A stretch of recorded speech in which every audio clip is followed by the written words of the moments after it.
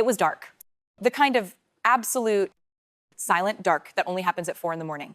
And then my phone lit up the room. I looked at the clock, 4:05 a.m., a number I didn't recognize. It wasn't a call. It was an encrypted text. Just a few lines. Don't go to the archive today. They're waiting. My heart stopped. Delete this message and stay home. Just trust me. I stared at the words, my predictable, quiet life as a 32-year-old librarian shattering in an instant. It's 4 a.m. and a stranger tells you not to go to work or they will be waiting. What do you do? I didn't delete it. My hand was perfectly steady. I didn't cry. I didn't gasp. The fear that shot through me was cold. It was analytical. It wasn't panic. It was a sudden, sharp focus. I sat up in bed. The rational part of my mind, the part that catalogs 15th century manuscripts, tried to find a logical reason, a cruel prank, a wrong number. But my instincts, the part of me, my father, Robert Vance, had spent my whole life honing, told me something different. That text wasn't a prank. It was a lifeline. My father, it all came back to him. He'd been dead for 6 months. The official report said acute heart condition, a man who hiked every weekend and had the resting pulse of a marathon runner. It felt wrong. It felt neot, a problem solved and filed away. Ever since his funeral, I'd felt a subtle shift in my own quiet life. The feeling of being watched, a man in a gray sedan parked just a little too long down the street, emails from academic servers. I didn't recognize asking obscure questions about my work. I had dismissed it all as grief. Paranoia, the quiet librarian syndrome. Now, at 4:06 in the morning, I saw it for what it was. Not paranoia, preparation. I didn't hesitate I picked up my phone, not the encrypted one, but my work phone. I found my supervisor's number and typed, "Sarah, I'm so sorry to do this, but I've woken up with a blinding migraine. I won't be able to make it in today." It was plausible. I never missed work. One sick day would go unquestioned. I sent the message. Then I powered the phone off completely. I did the same with my personal laptop. I went to the living room, sat in my armchair, and powered off my personal phone. The silence in my apartment was absolute. No hum from the fridge, no buzz from a notification, just the sound of my own breathing. The sun started to rise, painting the walls gray. Then pale yellow. I just sat. I made a cup of black coffee and sat some more. 7 a.m. past 8 a.m. 9:05 a.m. That was the time I was supposed to be at the archive. Swiping my card to open the heavy oak doors to the Ethelgard Special Collection. I pictured the vault, the smell of old paper and leather, the quiet hum of the climate control, and I pictured someone else, waiting there. My mind wasn't racing anymore. It was calculating. The message wasn't a warning to save me from a random threat. It was a warning from someone inside, someone who knew the exact script of the day. The hours crawled. 10 a.m., 11, noon. Every tick of the clock on the wall felt like a hammer blow. The agonizing part wasn't the fear. It was the doubt. What if I was wrong? What if it was a joke? What if I was just Kayla Vance, the quiet archivist, having a minor breakdown in her silent apartment, wrecking her career over a cryptic text? But I remembered my father's last words to me a week before he died. We were playing chess. He looked up from the board, his eyes clear and sad. "Kayla," he said, "don't ever let anyone convince you that your quiet life is a simple one." I didn't understand it then. I understood it now. I waited. The silence was my shield. The waiting was my answer. I would not move. I would not make a sound. I would let the day play out. And I would find out just who was supposed to be waiting for me.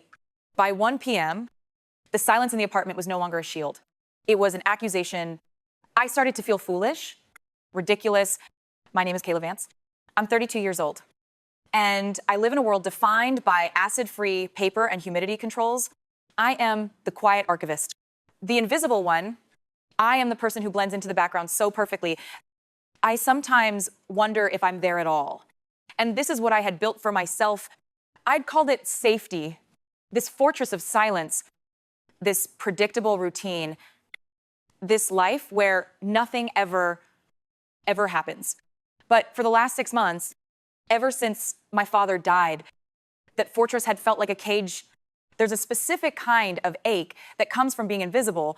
It's the pain of unused potential, the quiet boredom of a life lived at half volume.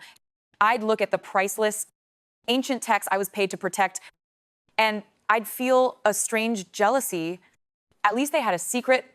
At least they were valuable. A dark part of me, part I never admitted, had wished for something to break the silence. A fire, a flood, anything. I was staring at the clock, my coffee long since cold. When my phone, which I'd turned back on an hour ago, finally rang, the noise was so violent in the quiet. I nearly dropped my mug. I looked at the screen, university security. My breath caught. I pressed accept. Miss Vance, the voice was cold, formal, not campus security, not the friendly guards I knew. This was authority. This is Director Thorne. Can you explain why you are in the building right now? My blood turned to ice. What I'm not, I'm at home. I called in sick. I have a migraine.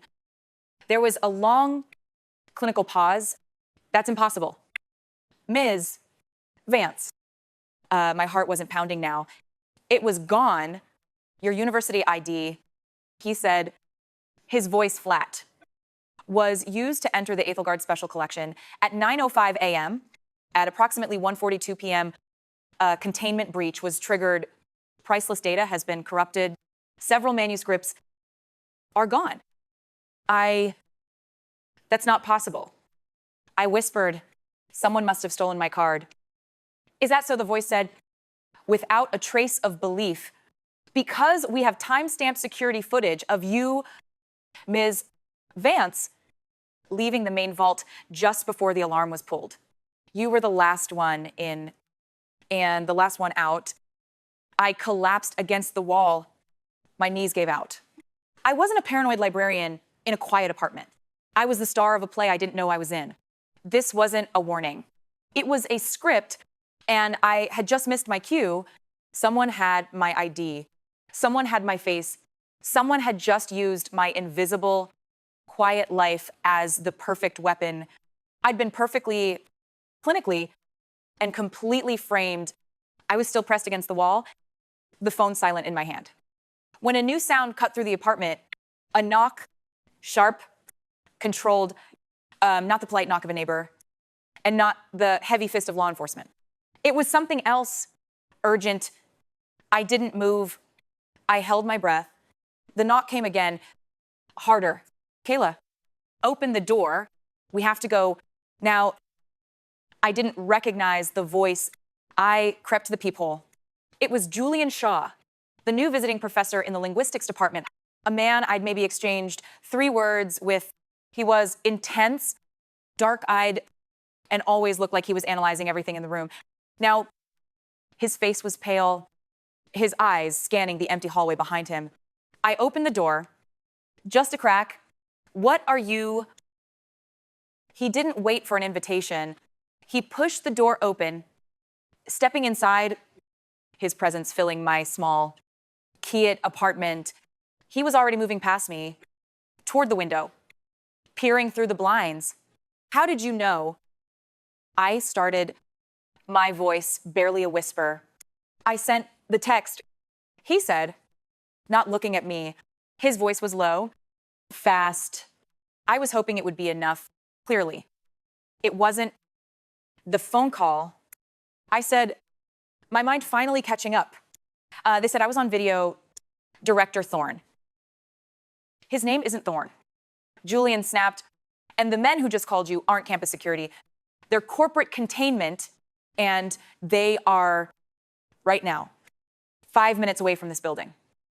My blood, which had been ice, now felt like it was evaporating. Corporate, what? No time.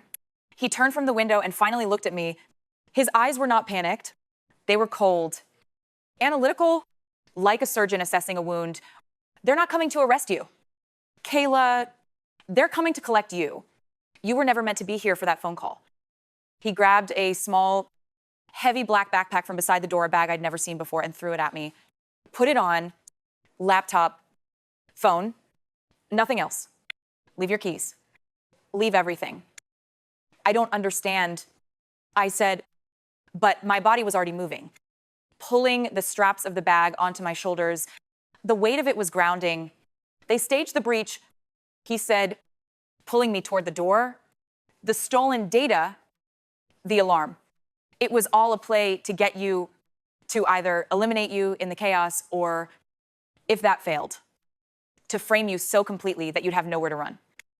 He opened the door and pulled me into the hallway, heading for the service stairs.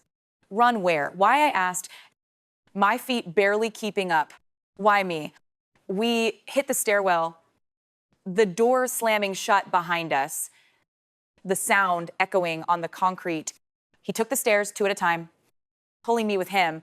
It didn't stop, just looked back over his shoulder, his face grim, because he said, his voice flat, you were never supposed to wake up in your own bed this morning. I was clutching the seatbelt, my knuckles white. The quiet university town was already miles behind us, swallowed by the highway. My mind was just blank, scrubbed clean by pure adrenaline. The woman who had sat in her quiet apartment this morning, the one who cataloged dead languages, she was gone. I didn't know who this person was. The one with the heavy backpack digging into her shoulders. You said containment. I finally managed to say, my voice sounding thin. Containment for what? For stealing manuscripts. They're just paper. Julian kept his eyes on the road. They don't care about the manuscripts. Kayla, they never did. The breach at 1:42 p.m., that was a stage play, narrative. It was all designed to do one thing, get me. My voice was rising. Why? For what? To either eliminate you, he said, his voice, clinically cold, or to activate you. They were hoping for activation. The frame-up was just the backup plan. Activate me, I repeated. The word felt alien, metallic. Activate what? I'm an archivist. I'm nobody. He took a sharp right, turning onto an unmarked service road, the tires screaming on the asphalt before biting gravel. No, that's your cover. That's the life your father built for you. Your father, Robert Vance. He wasn't just a linguistics professor. A new, colder dread settled in my stomach. What are you talking about? Your father, Julian said, his focus absolute, was the lead researcher on a covert program called Project Alaris, a joint venture, corporate academic. They weren't studying linguistics. They were investigating unique neurocognitive abilities. I just stared at his profile. Neuro. Like, what psychic? You think I'm psychic? I can't read your mind. It's not magic. He snapped, almost frustrated. It's biology. It's frequencies. They're trying to unlock ancient, complex encryption.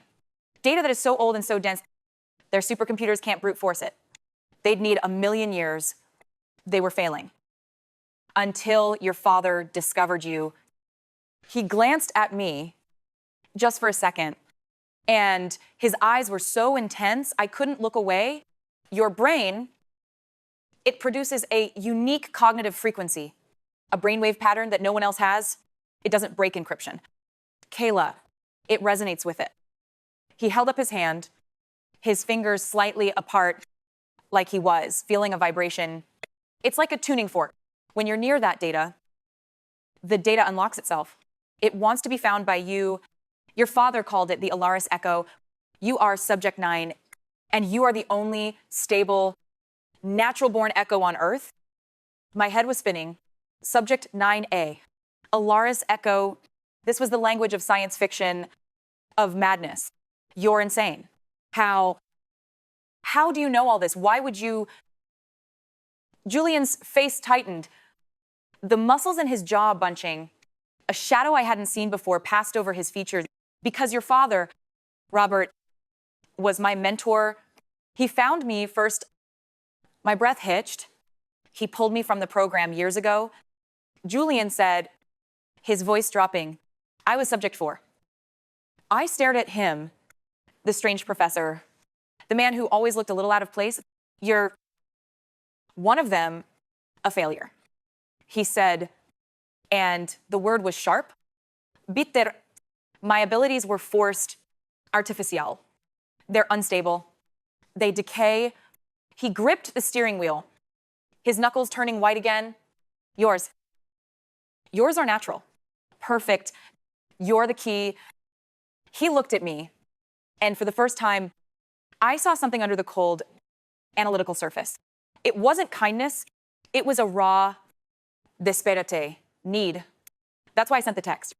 Kayla, they staged this breach to force you into a corner, to trigger your ability, to see if they could finally control it. I couldn't let that happen. Why? I whispered, to protect me. His eyes met mine, cold and certain. To protect the key, you're the key to everything. Kayla, including my own survival. Julian drove to a part of the university I didn't even know existed. An old, forgotten service entrance behind the original campus. Built in the 1950s, he led me through a rusted metal door, down a set of concrete steps, and into the dark. The air was cold, still, and smelled of dust and ozone. Where are we? I whispered. A decommissioned data repository, he said, his voice echoing slightly. Cold War era. Your father, Robert, found this place years ago. He made it his fail-safe, his library. He stopped in front of a heavy steel door and pressed his hand to a small, dark panel. It lit up, scanning his palm. The door hissed open. The room inside was small, filled with obsolete, humming server racks. At the center was a single, modern terminal. Julian sat down, plugged in a small, encrypted data chip from his pocket, and began to type. He knew this day might come. Julian said, his eyes fixed on the screen. He knew Project Alaris wouldn't just let him walk away, and he knew they would eventually come for you. You said he pulled you from the program. I said, my voice quiet, that you were unstable. I was, he said, not looking at me. Y still, that's the difference. They made me, but you were born. Your father didn't see you as a subject. He saw you as proof. Proof that they were wrong.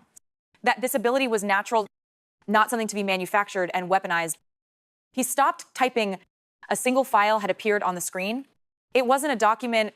It was an audio file. R. Vance, final diary. My heart hammered. Julian hit play. And the speakers crackled to life. And then I heard his voice. My father's voice. Warm, calm, exactly as I remembered it. Kayla. I choked back a sob. My knees felt weak. My daughter, if you are hearing this, then the trap of stability I built for you has finally broken. I'm so sorry. I hoped you would never have to hear this. I hoped you could just live your quiet, safe life. His voice was thick with a sadness I'd never heard before. You must be so confused, so afraid, but I need you to listen. I need you to remember all those years. Kayla, all those silly games we played, the memory palaces, the drills with dead languages, the puzzles you thought were just for fun. I could see it. Me, as a little girl, sitting on his lap in his study, him pointing to symbols in a book, laughing as I recited them back. I wasn't just playing with you. His voice whispered from the speakers. I was training you. I was calibrating your echo, strengthening it, teaching you to control it, to hide it in plain sight. The room spun. My entire boring life, my invisible personality, my useless talent for patterns and languages. It wasn't an accident. It wasn't a cage. It was a shield. I couldn't stop what they were. He said, his voice hard now. But I could prepare you. I hid your gift inside the most boring, predictable life. I could design an archive, a library, a place where no one would ever look for a weapon. I made you invisible. Kayla? So you could survive The audio file ended. The silence in the room was deafening. I wasn't the quiet librarian. I wasn't nobody. I was a 32-year-old weapon, trained since birth by the only man who had ever truly seen me.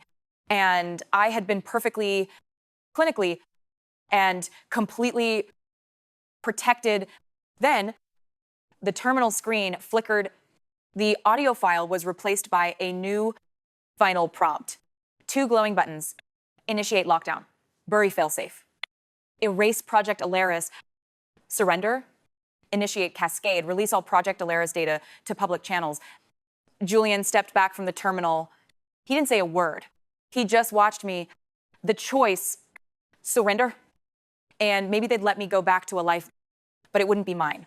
Or fight, expose them, expose everything. And in doing so, paint a target on my back for the rest of my life. I looked at the screen at the 2 choices that represented my entire life. The trap or the escape. I touched the glass, me finger steady. He trusted me to choose. I said, my hand didn't shake. The fear I had felt this morning, that cold, creeping doubt was gone. In its place was a perfect cristalline clarity. My father hadn't left me a choice between life and death. He had left me a choice between 2 kinds of survival, my own or the truth's.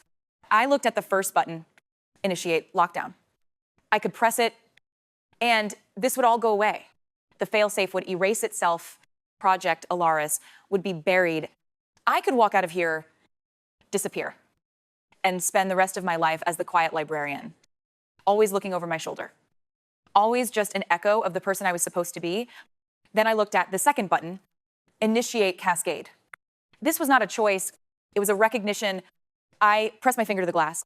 Initiate Cascade. The terminal chimed once. A soft, final sound, a low hum started in the walls, a sound I hadn't heard before. The sound of ancient machines waking up. The screen filled with lines of code. Data streaming from this Cold War tomb to public channels my father had set up decades ago. Financial records, research notes, ethics violations, names. Julian let out a breath he looked like he'd been holding for years. It's done, he whispered. Kayla, it's done. And in that exact second, the world exploded. Red lights flashed, painting the room in blood. A deafening alarm blared so loud, it hurt my teeth. They knew the second the data hit the outside world, they knew exactly where we were. They're here. Julian shouted, grabbing my arm. The containment team, we have to go. The exit tunnel now, he started pulling me toward a dark opening in the far wall, but I didn't move. I stood in the flashing red light, listening to the thunder of boots and shouting from the levels above us. I wasn't afraid. The woman who had hidden in her apartment at 4 a.m., terrified of a text message, was gone. The quiet librarian who felt invisible was gone. My father had spent his life building a shield to protect me, and in 1 second, I had just thrown it away. Julian looked back, his face a mask of terror. Kayla, move. I turned and looked at him. For the first time in my life, I wasn't the one being protected. I wasn't the one being hidden. I walked past him toward the tunnel. The alarm was screaming. The boots were getting closer, but I no longer heard them as hunters. I heard them as the last dying, sounds of a lie. I was no longer running from them. I was the reason they were running toward me. I wasn't an echo anymore. I was the voice. If you believe that the most powerful truths are the ones people try to bury, subscribe and comment Cascade down below, because this isn't the end of the story. It's the beginning